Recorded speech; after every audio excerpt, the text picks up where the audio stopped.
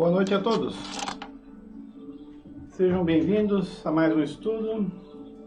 Já estamos com 13 pessoas aí, né? Vamos ver quem já entrou. Ademir, Marilene com Jacó, Valdir Nogueira, Cristiane Lombardi, Maria de Fátima, Mara, sejam todos bem-vindos. Hoje nós vamos dar continuidade ao estudo, né? Estamos na terceira parte do livro, que fala sobre as leis morais. Vamos lá que o nosso horário já deu, né? Então convido a todos a serenarem os pensamentos. Vamos distanciar da correria do dia a dia e sintonizar aqui com o estudo que fazemos do Livro dos Espíritos.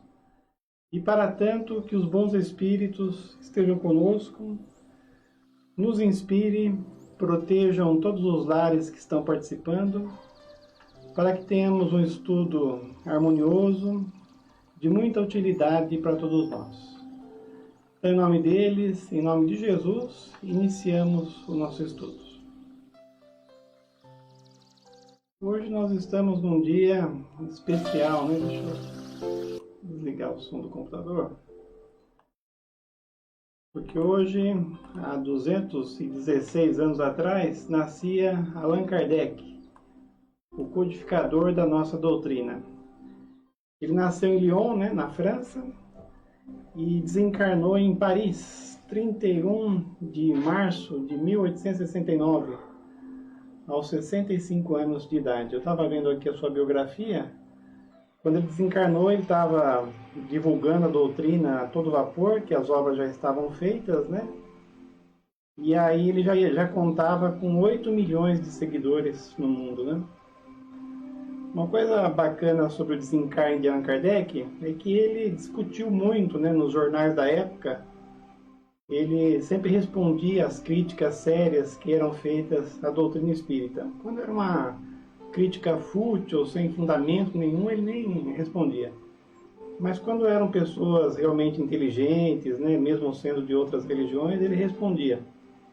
E aí, quando ele desencarnou, todos os jornais da época noticiaram o seu desencarne e ninguém falou mal. Todo mundo, mesmo os seus inimigos, só o elogiaram, né? Realmente foi um espírito que veio fazer um trabalho fantástico e fez. Muito bem, vamos dar início aqui ao estudo.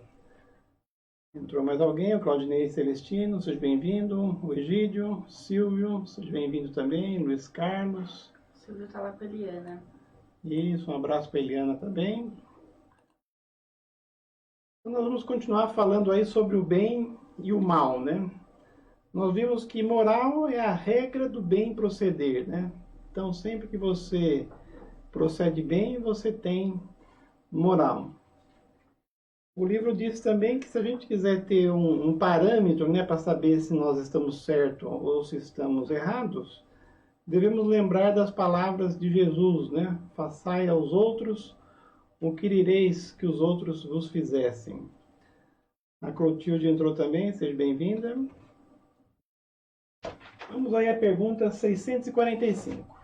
Então, dentro do assunto ainda o bem e o mal, pergunta Allan Kardec: quando o homem está mergulhado na atmosfera do vício, o mal não se torna para ele um arrastamento quase irresistível? Então, lugares existem onde a incidência de crime, de vícios, é muito grande, né? Por exemplo, um lugar muito pobre, que as pessoas têm que lutar muito para viver, uma favela. E aí, no caso, é impossível você ser bom num lugar desse? O Kardec ele faz essa pergunta: arrastamento quase irresistível? E a resposta diz assim: arrastamento sim, irresistível não. Porque no meio dessa atmosfera de vícios, podes encontrar grandes virtudes. Aliás, muitos espíritos elevados, eles encarnam nesses lugares exatamente para levar o equilíbrio, levar a paz, né? E eles resistem todas as más tendências. São espíritos que tiveram a força de resistir e que tiveram ao mesmo tempo a missão de exercer uma boa influência sobre os seus semelhantes. E aqueles que vão para um lugar assim, né, onde o contexto inferior é muito grande e não vencem, eles não foram programados para não vencer. Não existe o destino para você fazer as coisas erradas. Então, o que existe é uma oportunidade de aprendizado para colocar você em prova. Então, no caso, um espírito que encarna num meio assim, ele sabe os perigos que ele vai correr, as más tendências que vão influenciá-lo, né? E ele se prepara normalmente para encarnar num lugar assim. Outra pergunta. O mérito do bem que se faz está subordinado a certas condições. Ou seja, há diferentes graus no mérito do bem? Nelson entrou, seja bem-vindo. Luciana Martinez. Valdir Nogueira também. Qualquer momento, se você quiser fazer pergunta, fique à vontade. Então, será que o bem nós vimos para trás aí e o mal são iguais em termos genéricos, né? O bem é sempre o bem, o mal é sempre o mal. Nós vimos que o mal é relativo, né? E o bem, será que é relativo também? Então, será que o bem que uma pessoa pratica tem mais mérito para ela do que outra? Sim, porque quanto mais difícil você praticar uma coisa, maior a recompensa. Então, um espírito muito elevado, ele automaticamente já tem a obrigação de fazer uma cota de bem.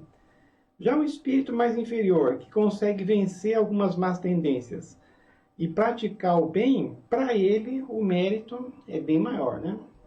O Júnior Nogueira, aqui no meu só apareceu um ponto de interrogação na mensagem dele. Para você apareceu alguma coisa? Não. Não? Olha como ficou aqui. Só um ponto de interrogação, não sei se era uma pergunta. Sim. O Valdir, se tentou fazer uma pergunta, nós não vimos aqui. Só pode perguntar de novo. Então a resposta é assim, olha, o mérito do bem está na dificuldade. Então quanto mais difícil, mais mérito você tem. Não há nenhum em fazer ou nenhum mérito sem penas e quando nada custa. Deus leva mais em conta o pobre que reparte o seu único pedaço de pão que o rico que só dá o seu supérfluo. Jesus já o disse a propósito do óbolo da viúva, né? Então, uma vez Jesus estava lá no templo, vendo as pessoas depositar lá no gasofilácio, né? Que era onde colocava as oferendas. E aí foi uma senhorinha e uma viúva, né? E depositou só uma moeda. E aí ele disse para os seus discípulos, essa senhora foi a que mais contribuiu. E outros tinham contribuído com verdadeiras fortunas, né? Mas é que era relativo. Então Jesus disse que ela tinha dado tudo o que ela tinha. E os outros tinham dado o supérfluo, né? E agora o último assunto aí desse primeiro capítulo do livro, né, da terceira parte, nós vamos falar sobre a divisão da lei natural. Eu até coloquei uma imagem bonita aí de Jesus, que é ele caminhando sobre as águas e no momento que ele vai dar a mão para Simão Pedro. Então, nesse dia que ele caminhou sobre as águas, aconteceram dois fatos, né, muito importantes, além de ele caminhar sobre as águas. Ele estava lá com uma multidão de 5.000 pessoas, e aí acabou a comida, não tinha comida para todo mundo, e ele fez aparecer pão e peixe para todo mundo. Ele alimentou 5.000 pessoas, não se sabe como, né? Daqui a pouco a gente vai comentar aqui como seria possível, né? Porque na doutrina espírita nós aprendemos que não existe milagres, né? Existem leis muitas vezes que nós não conhecemos. E aí depois que ele fez essa multiplicação dos pães e peixes, ele foi fazer uma meditação. E aí ele falou para os apóstolos atravessar um lago lá, que até fala que é mar, mas na verdade era um lago muito grande que tinha lá na terra de Jesus, um lago de 23 quilômetros por 11, 14 de largura. E aí Jesus disse, ó, vai vocês que eu vou depois. E aí as pessoas não entenderam como que ele iria depois, né? Será que ele ia pegar outro barco, né? Por que não foi junto? Mas ele foi orar. E aí, de noite, né, eles não estavam conseguindo atravessar o lago, porque era muito largo. Bem quando eles estavam bem no meio do lago, deu uma tempestade. E aí, quando eles estavam bem desesperados, apareceu Jesus caminhando sobre as águas, né? Aí pediu para eles ter fé, que nada de mal ia acontecer. E aí ele perguntou se alguém queria vir ali, né, para andar sobre as águas com ele. Ninguém quis, só o Simão Pedro. E aí ele andou um pouco sobre as águas, mas depois ele afundou. E aí Jesus pegou na mão dele, e aí ele levantou e caminhou com Jesus o resto do caminho até o barco, né? E aí depois que Jesus entrou no barco, lógico, né, a tempestade acalmou, que ele é o mestre, né? E eles chegaram do outro lado da margem, né? É uma história muito bonita. Então é a pergunta: toda a lei de Deus está encerrada na máxima do amor do próximo, ensinada por Jesus? O que acontece, como nós vimos já para trás, é que as leis elas englobam não só a parte moral, mas também a material. Então as leis divinas, elas regem não só o nosso espírito, mas também toda a matéria. É que Jesus, em particular, ele tinha uma missão religiosa, né? Então ele veio resgatar, né, esse nosso lado espiritual e mostrou principalmente as leis morais. Mas ele, por isso que eu coloquei essa figura aqui, ele deu muitas mostras que ele dominava as leis materiais. E até ele andando sobre as águas, como que vocês acham que isso aconteceu com os conhecimentos que nós temos agora da doutrina espírita? Como que ele conseguiu andar sobre as águas? Alguém tem um palpite?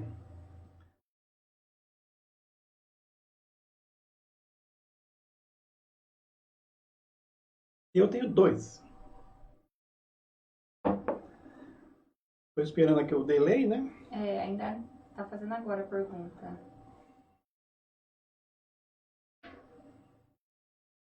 Então, como Jesus, sem transgredir as leis divinas, né, ele conhecedor não só das leis divinas, mas das leis morais, das leis materiais também, ele conseguiu caminhar sobre as águas.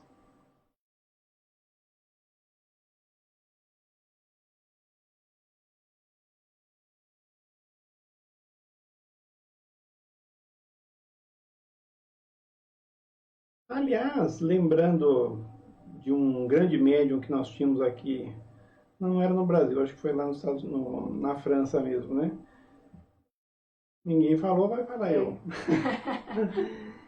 Então, primeiro, nós sabemos que Jesus ele tinha o dom da bicorporiedade, quer dizer, ele podia estar em vários momentos. Volitação. É que a volitação é empregada no plano espiritual com o perispírito, né? Mas realmente ele pode levitação, acho que seria a palavra, né? Então tinha médios na época de Allan Kardec que praticavam a levitação. Então a pessoa se concentrava e ela saía do solo. Até teve um lá que ele falou que ia fazer isso e ele atravessou um prédio, de um prédio ao outro. Tinha um vão de mais de 5 metros e ele saiu de uma janela e foi andando até o outro prédio. Então pode ser a levitação, mas pode ser também Jesus, ele tinha o dom da ubiquidade, então ele podia estar em 2 lugares ao mesmo tempo. Então muitas pregações que Jesus fazia não era com o corpo físico, era com o corpo espiritual. Então, se ele tivesse lá com o perispírito, aí sim o perispírito podia fazer o que disse o Valdir, a volitação, né? Então aí o corpo muito leve, né, consegue volitar. A Maria de Fátima respondeu, estava com o corpo fluídico. Não, o corpo fluídico. Mas interessante é que o Pedro conseguiu caminhar um pouco sobre as águas, tá? O Pedro não estava com o corpo fluídico, né? Então aí pode ter sido também que um fenômeno material, colocar tipo uma tábua assim, um pouquinho abaixo da água e você caminharia em alguma coisa sólida. Aliás, tem uma pegadinha na internet, quase eu coloco aqui, que um cara vestido de Jesus, ele caminhava sobre as águas. No caso, eles tinham colocado uma tábua lá, né? Então, quer dizer, a matéria, ela pode, quer dizer, o fluido cósmico universal pode se tornar material, né, e ser um obstáculo aí para o corpo. Então, Jesus, toda a lei de Deus está encerrada na máxima do amor ao próximo ensinada por Jesus? Certamente, essa máxima encerra todos os deveres dos homens entre si, mas é necessário mostrar-lhe a aplicação, pois do contrário podem negligenciá-la como já o fazem hoje. Então, Jesus, né, ele falou mais a parte moral, né, e aqui os Espíritos estão dizendo que para a gente entender o que Jesus veio nos trazer, é necessário a gente ver a prática, né, ver outros ângulos da questão. Aliás, a lei natural compreende todas as circunstâncias da vida e essa máxima se refere apenas a um dos seus aspectos. Então, quer dizer, Jesus veio mais com essa missão religiosa, né? Mas existem outros aspectos das leis divinas, como até eu vou mostrar aqui para vocês. Os homens necessitam de regras precisas. Os preceitos gerais e muitos vagos deixam muitas portas abertas à interpretação. Então, quer dizer, além das leis serem não só espirituais, morais, e ter outra abrangência, como nós vamos ver aqui, elas precisam ser detalhadas.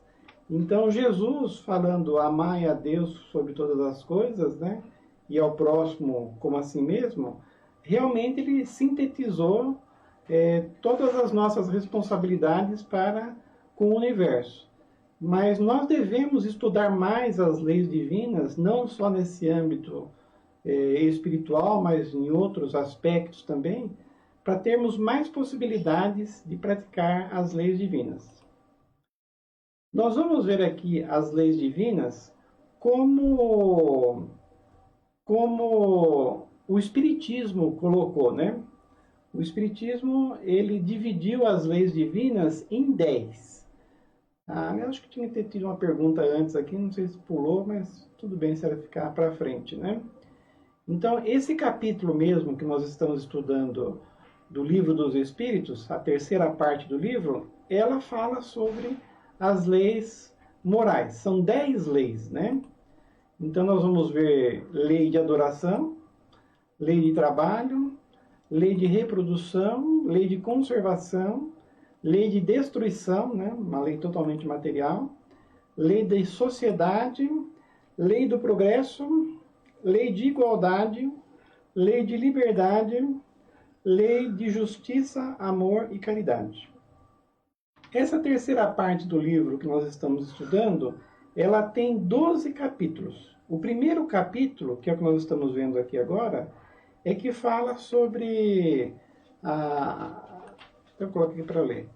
Esse primeiro capítulo fala da lei divina ou natural. E os outros 10 capítulos é um para cada lei. Então nós vamos ver todos os capítulos, cada um vai ser sobre uma lei.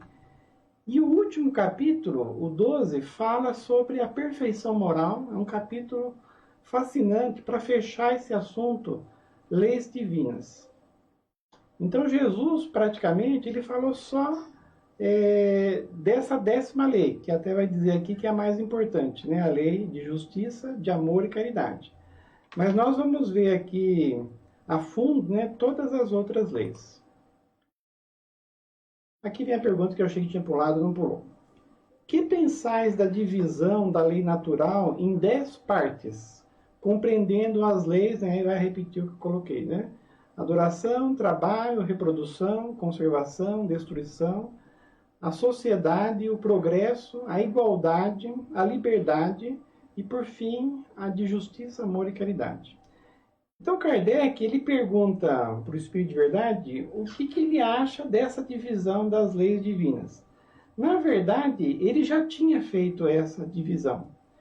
E o Espírito vai responder que essas 10 leis, elas correspondem às 10 leis trazidas por Moisés. Eu até fiz uma coisa aqui que eu sempre quis fazer e nunca tinha feito, que é comparar as leis de Moisés com as leis que a doutrina espírita coloca agora, né? A gente vai fazer essa comparação. Então, o Espírito diz, essa divisão da lei de Deus em 10 partes é a de Moisés, e pode abranger todas as circunstâncias da vida, o que é essencial. Então, Moisés dividiu de uma maneira maravilhosa as leis divinas, e Allan Kardec, né, 4, 5 mil anos depois, usou o mesmo método de Moisés. Vamos ver aqui as leis mosaicas, né? E aí, em paralelo, eu vou falando as leis agora adotadas pela doutrina espírita. Então, vocês vão ver que algumas dá bem certinho, né? E outras, Kardec ampliou o que disse Moisés. Porque Moisés, há 4 mil anos, eu não sei quanto tempo atrás veio Moisés, é 4 mil ou mais, né? Vocês que entendem da lei mosaica aí, há quanto tempo Moisés trouxe essas leis, né? Então ele trouxe essas leis, aí veio a segunda revelação, que foi Jesus, e depois veio o Espiritismo. E aí Kardec utiliza a mesma divisão das leis, né, divinas em 10. A primeira é: não terá outros deuses além de mim. Aí na doutrina espírita, a primeira lei é a lei de adoração. Então deu certinho, né? A segunda é: não fará para ti nenhum ídolo, nenhuma imagem de qualquer coisa no céu, na terra ou nas águas debaixo da terra. Então aqui ele estava condenando a idolatria, né? Aí na doutrina espírita, a segunda lei é a lei de trabalho. Eu achei um paralelo bom, porque no caso aqui de você ficar adorando os ídolos, né? Você fica meio que alienado, né? Então você não está fazendo uma coisa verdadeira. Já o trabalho é uma coisa verdadeira. Então, ao invés de você ficar apegado às imagens, você vai para a prática, né?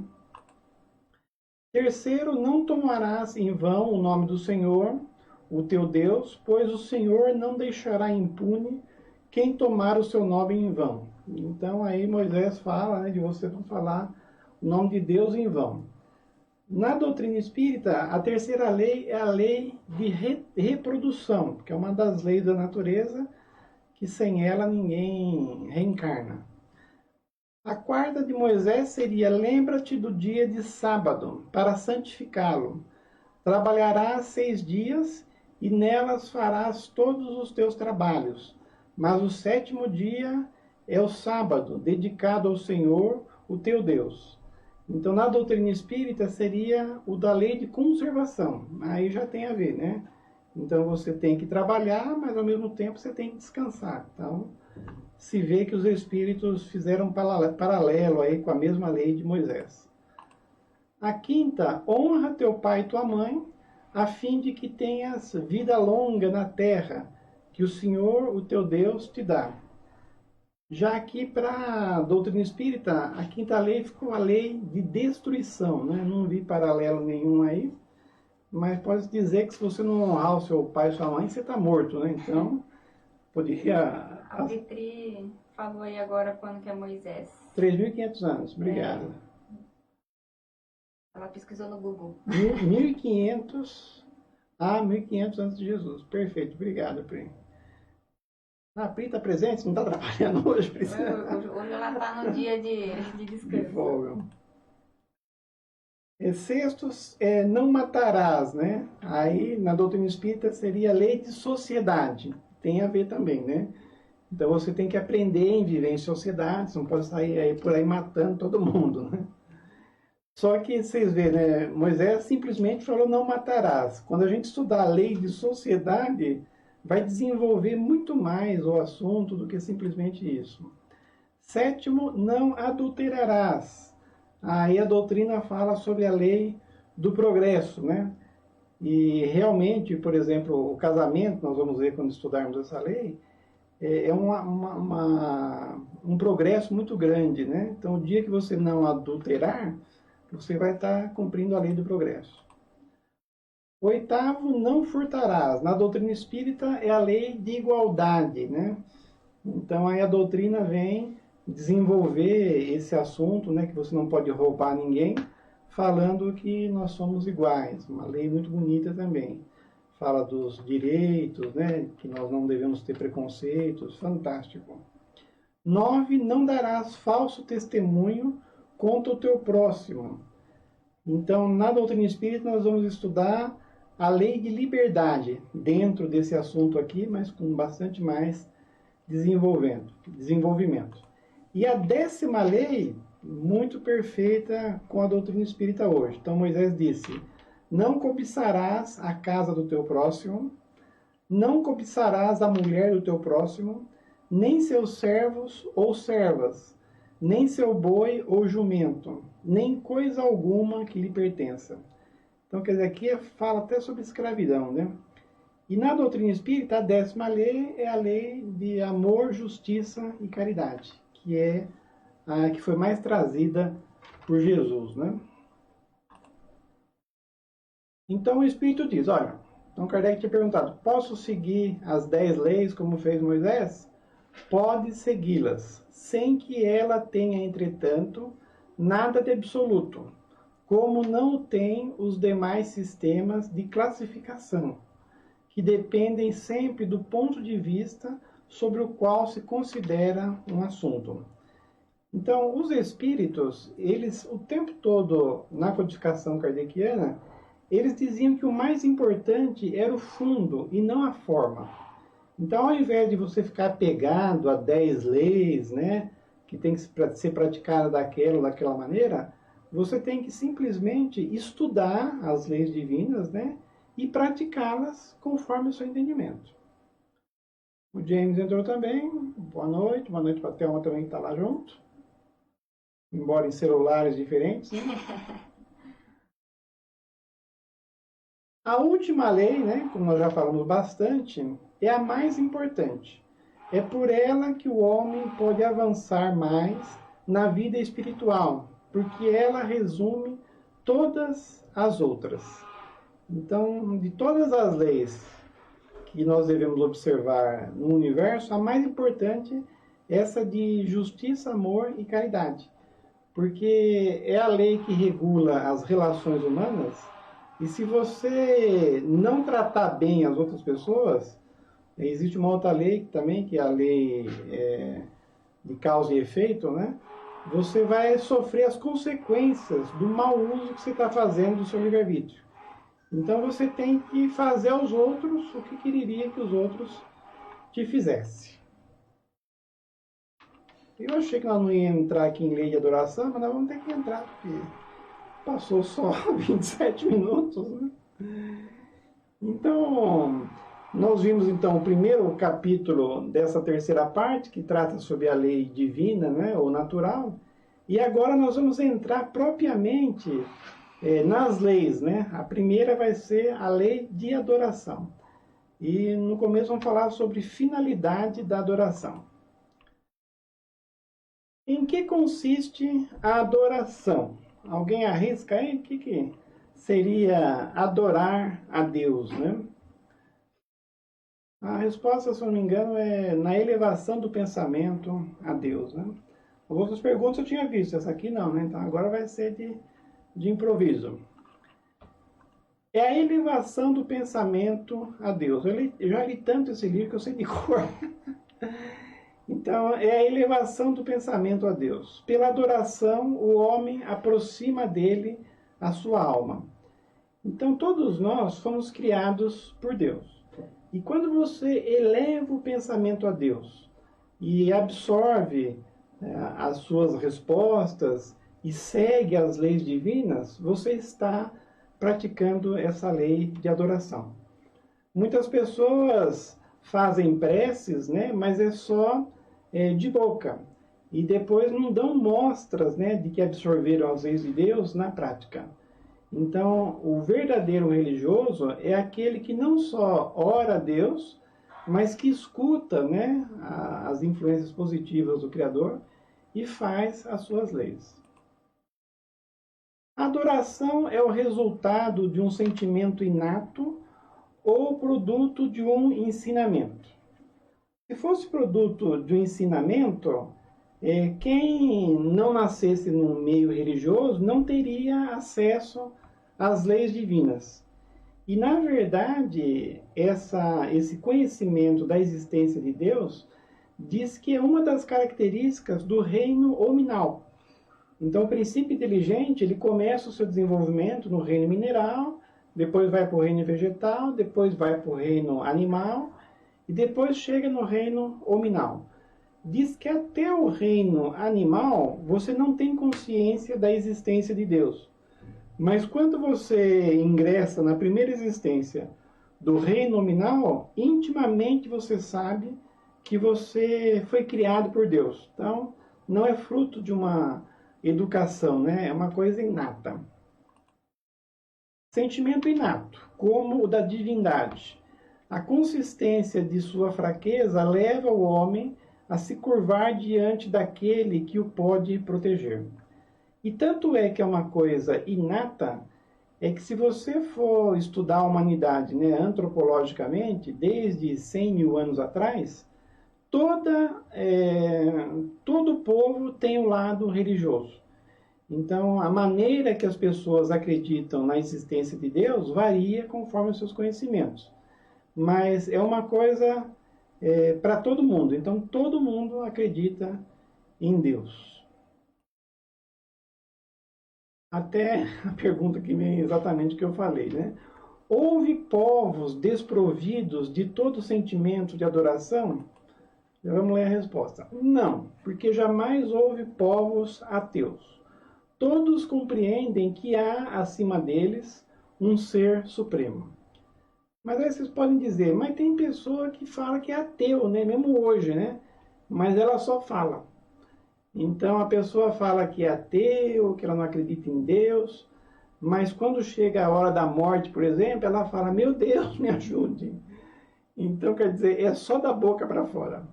Até esse negócio de falar que é ateu, a maioria das pessoas que se dizem ateus, eu acho que são mais religiosas do que aqueles que têm os rótulos religiosos, né? Então, às vezes a pessoa se diz ateu porque é uma pessoa muito intelectualizada e ela só acredita naquilo que ela vê, né? Que tem provas irrecusáveis. E Deus é uma dessas coisas impalpáveis, né? Mas na prática, na vida de relação com seus semelhantes, muitos ateus são verdadeiros religiosos. Então, para Deus, não importa a pessoa falar que acredite nele ou não, né? Importa que ela pratique as suas leis. Então, se você fala que é ateu, mas pratica as leis divinas, você tem um equilíbrio cada vez maior e é cada vez mais feliz.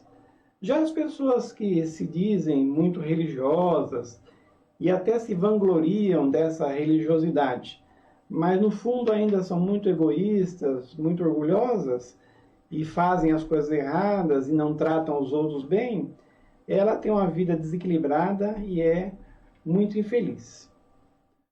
Maria de Fátima falou aqui, temos os que dizem sou ateu, graças a Deus, é verdade, até rima, né?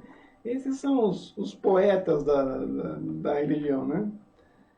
Maria de Fátima deu risada aqui, né? É verdade.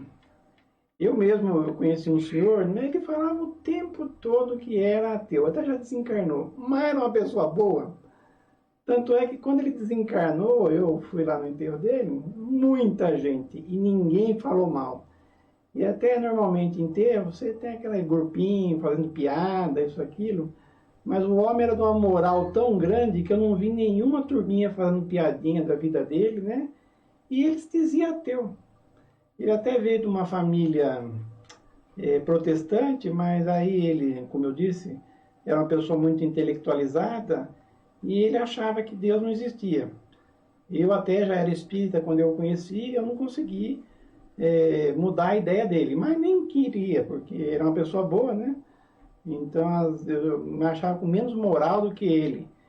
Então o importante é a prática das leis divinas. Aí ele praticava, mas se você perguntasse para ele, você é ateu? Ele falou, Até esse historiador que nós vimos, o Karmal, né? Karnal, ele fala que é ateu também, né? Uhum. O Karnal, super espiritualizado, né? Prática pratica ética, moral, uma pessoa fantástica, que influencia muitas pessoas, se diz ateu também, né? Então, quer dizer, ele não é ateu nunca, né?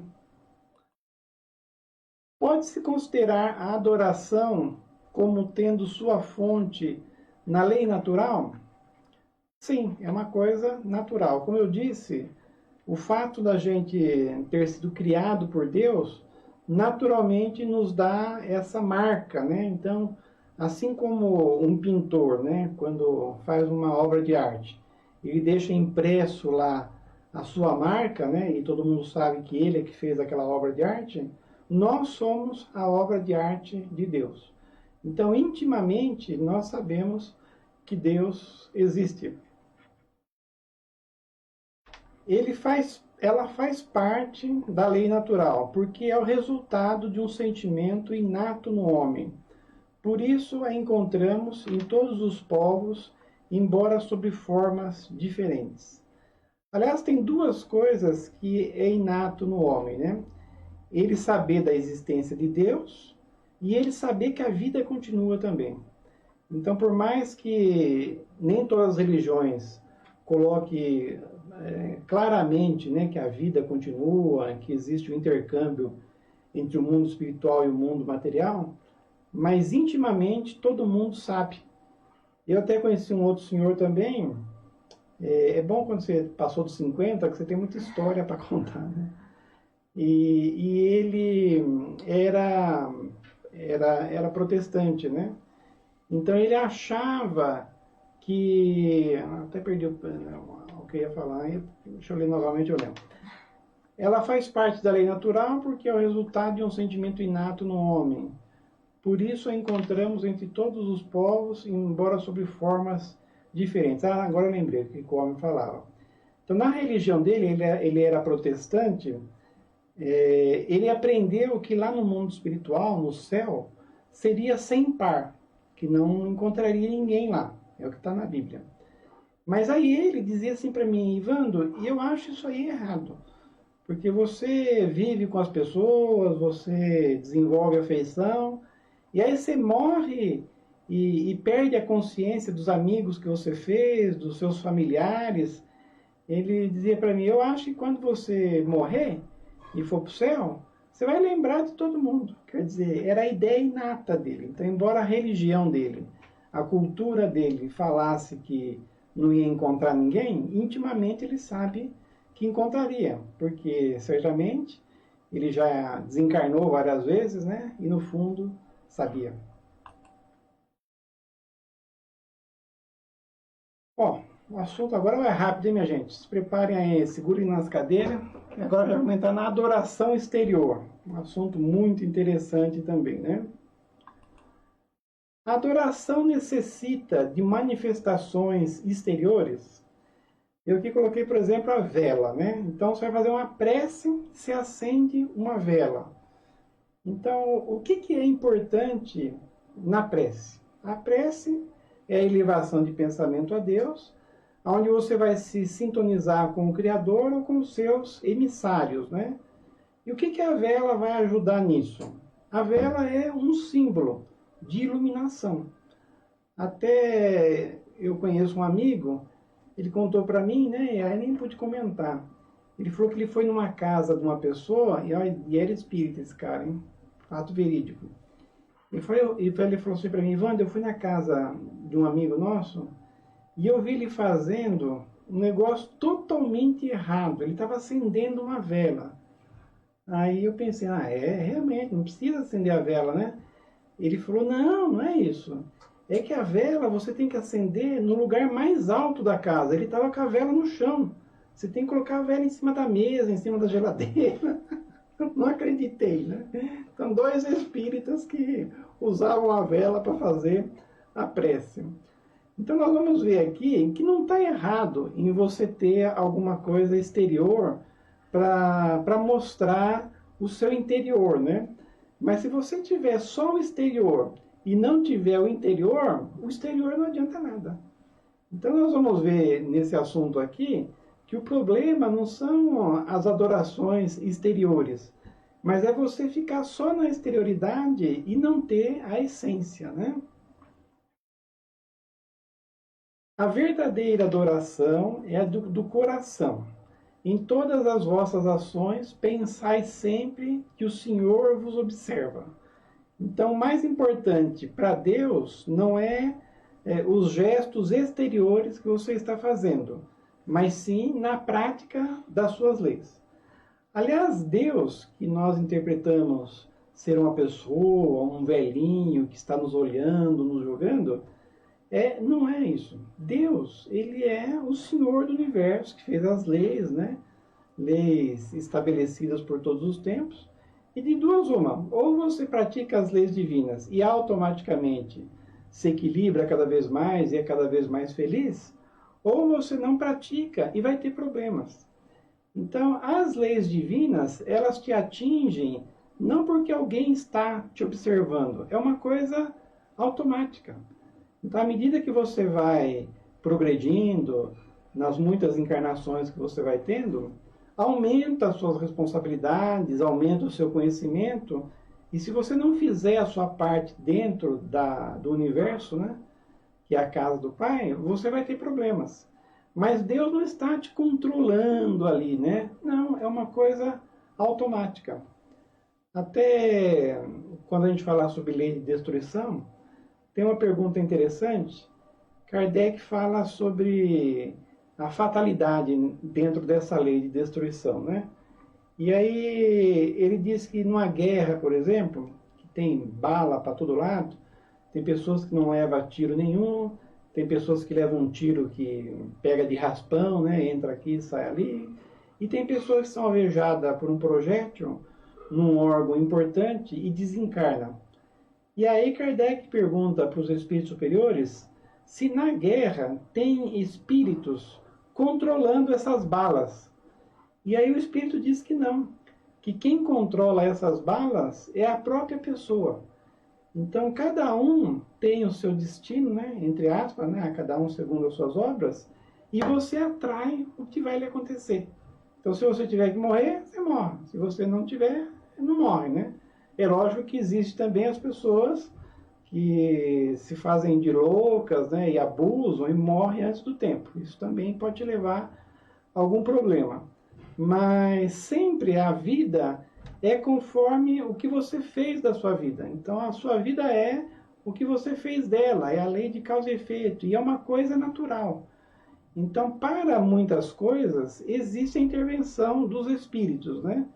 Mas muitas coisas, elas acontecem automaticamente, porque a lei, ela é natural.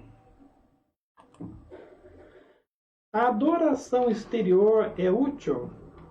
Como eu já falei, ela será útil se ela te conduzir à prática do bem. Mas se não, não adianta nada.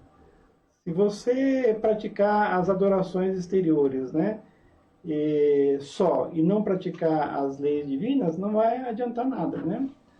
Até tem uma parte aqui, talvez seja essa próxima resposta aqui, que diz assim: Deus prefere os que o adoram do fundo do coração, praticando o bem e evitando o mal, do que aqueles que julgam honrá-lo com cerimônias que nada os transforma em relação aos seus semelhantes. Até eu falei isso uma vez para minha neta. Ela mandou para mim uma dessas correntes, sabe essa corrente que diz assim: faça isso e se você quebrar a corrente, vai dar um problema na sua vida, né? Aí eu disse para ela: não é assim. Então, o importante não é você fazer alguma coisa material, né? Em si, praticar o bem e evitar o mal. Mas é útil a adoração exterior se a pessoa não tiver esse conhecimento que a adoração exterior é desnecessária, e conforme que ela aprendeu, ela faz a adoração exterior, mas ela faz a interior também. Então, por exemplo, a pessoa aprendeu que para fazer uma prece tem que acender uma vela, e ela acende a vela.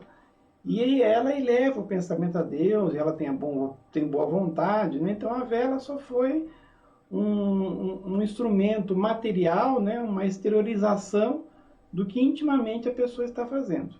Mas se ela só acende a vela e ela não se modifica, a vela foi só uma coisa material, né? Mágica. Então, sim, se não for um fingimento. É sempre útil dar um bom exemplo, mas os que o fazem só por afetação e amor próprio, e cuja conduta desmente a sua aparente piedade, dão um exemplo antes mal do que bom, e fazem maior mal do que supõem. Então, como nós estamos no mundo material, tem muitas pessoas que têm os gestos exteriores só para aparecer bem na fita, né? Então, quer dizer, ela tem seus efeitos, tem as suas más tendências, mas para defender os seus interesses materiais, ela se diz religiosa. Nós mesmos estamos nesse mundo hoje, né? Até diz o politicamente correto, né? Então você vê muitas pessoas falando muito bem do que é o certo, do que é o moralmente correto, o que é ético. E você fala, nossa, essa pessoa é muito boa, né? Ela faz tudo certinho. Mas às vezes ela só fala, porque ela sabe que vai dar uma consequência positiva boa para ela. Mas na prática ela não faz nada daquilo. Então a vida perante o universo, ela vai nos dar conforme realmente nós fazemos, não só conforme nós mostramos para os outros. E as adorações exteriores, elas são só exteriores, elas não garantem o nosso íntimo. Deus tem preferência pelos que o adoram desta ou daquela maneira? Agora vem aquela resposta que eu falei, né? Deus prefere os que o amam do fundo do coração, viu? Deus prefere os que o adoram, né? Do fundo do coração, vou ler a minha latinha, com sinceridade, fazendo bem e evitando o mal, aos que pensam honrá-lo através de cerimônias que não os tornam melhores para os seus semelhantes. Então, para Deus, o que importa é você se melhorar em relação aos seus semelhantes. Todos os homens são irmãos e filhos do mesmo Deus, que chama para ele todos os que seguem as suas leis, qualquer que seja a forma pelo qual se exprimam. Aquele que só tem a aparência da piedade é um hipócrita. Aquele que para quem a adoração é apenas um fingimento e está em contradição com a própria conduta, dá um mau exemplo. Até o Rossandro Klinger, ele conta um caso interessante de um senhor que o procurou, na verdade um jovem, né, que ele estava fazendo um concurso público, e aí ele falou assim, Rossandro, você que é espírita, não tem um trabalho aí que eu posso fazer para eu passar no concurso público? Porque muitos pensam que na doutrina espírita tem esses trabalhos, né, exteriores, de oferenda. Isso tem em outras religiões, mas não no espiritismo. E você fazendo essas oferendas, você consegue atrair, né, o que você está querendo. Aí o Rossandro falou assim, não tem jeito de fazer isso. Sabe por quê?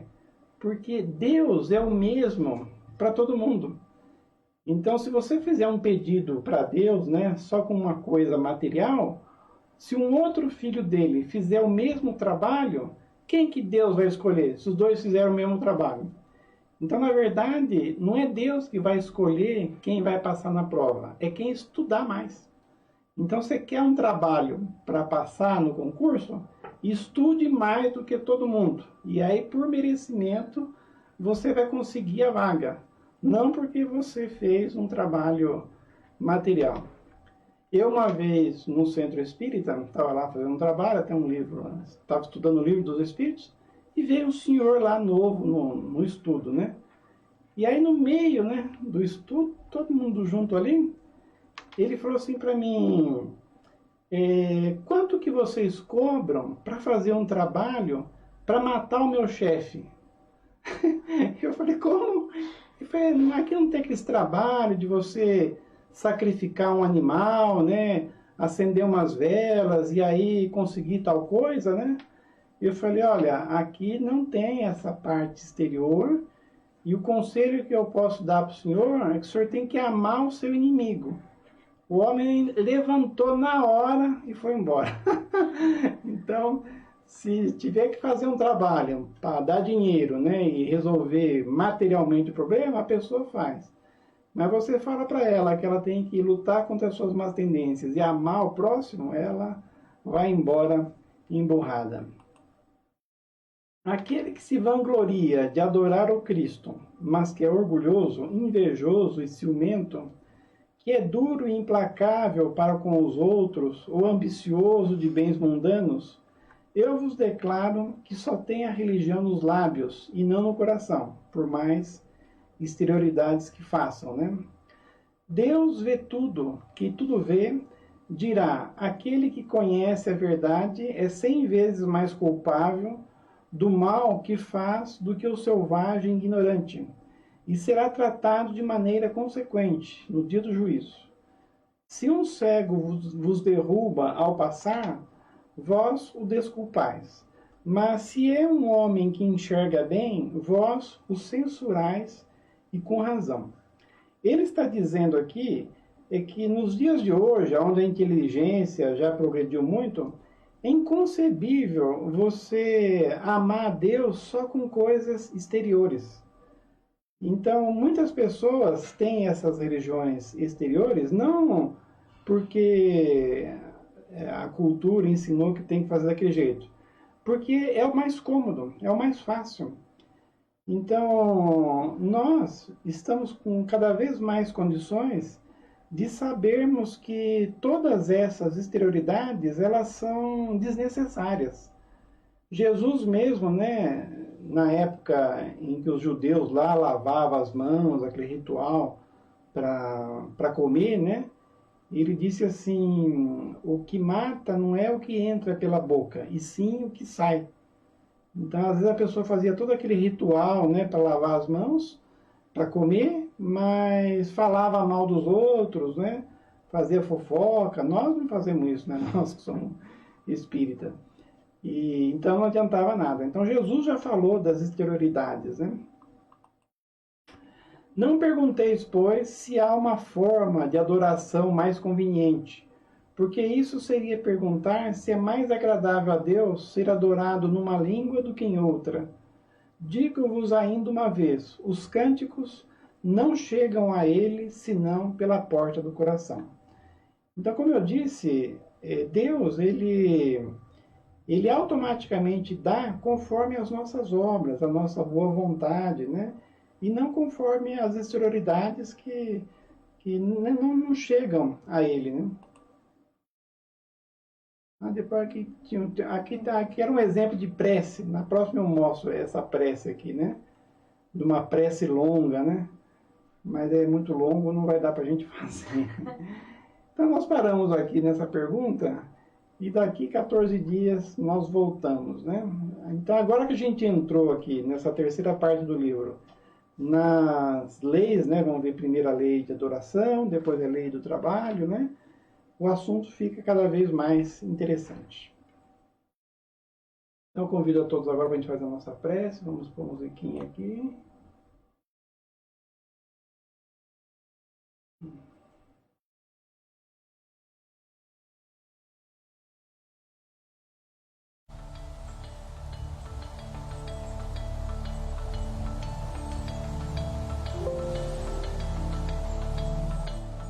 Então, nós só temos que agradecer a Deus esses momentos que aqui passamos, estudando as leis divinas, interpretando as leis divinas agora na visão da doutrina espírita, que não tem nada de exterior, nada de material, nos explica claramente o que devemos fazer para nos aproximarmos de Deus, termos equilíbrio e sermos relativamente o mais feliz que nós podemos. Possamos continuar aqui no nosso estudo e sempre nos esforçando para colocar em prática o que aqui estudamos. E aproveitamos esses momentos de calma, de paz, para vibrarmos positivamente para todo o nosso planeta. Que a esperança, o amor e a paz visite a todos do nosso orbe, principalmente nessa hora em que essa pandemia ainda persiste e muitos estão doentes e muitos ainda desencarnam. Voltamos os nossos olhos e os nossos pensamentos também para os brasileiros, para o povo brasileiro, que seja abençoado, que tenha as forças necessárias para continuar o seu desenvolvimento e resolvendo as suas provas. Pensamos nas pessoas mais perto de nós, em parentes, amigos, principalmente aqueles que sabemos necessitados. Os envolvamos com carinho, pedindo a Deus os abençoe. Nós também que aqui estamos, que viemos estudar, que viemos repor as nossas energias, abençoa-nos, Senhor, a todos que estão em nossa casa, nos dê as forças necessárias para continuarmos as nossas lutas e o nosso desenvolvimento. E se for do nosso merecimento, a água que colocamos para tomar, que seja fluidificada. Assim, em nome dos bons espíritos, em nome de Jesus, encerramos o nosso estudo. Então, boa noite a todos e até o próximo sábado, que nós veremos aí então a quarta parte do livro. Depois eu mando a pergunta que nós vamos ver. Boa noite a todos.